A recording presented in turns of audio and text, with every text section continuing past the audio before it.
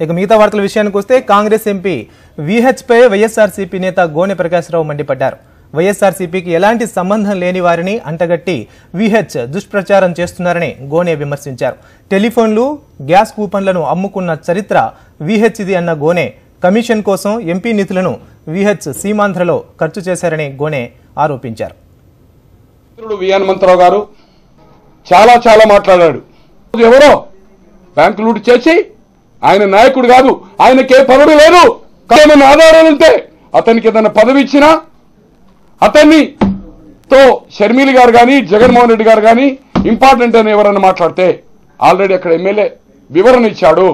మీరు వసూలు చేసేది ఎవరి దగ్గరన్నా డబ్బులు, ఎవరి సాయంతో మీరు ఇంత వాళ్ళయ్యారు. ఇప్పటికి ఇంత రాజకీయంగా ఇంత పదవి కలిగి మాఫియా దగ్గర, క్లబ్బుల దగ్గర హప్తాలు తీసుకున్న వాళ్ళు, నేను అడుగుతున్నా, నీళ్ళు ఎవరి జాగా అడుగుతున్నా, అదేమన్నా కొన్నవా? అది పట్టా భూమా? ఎవరిదండి అది?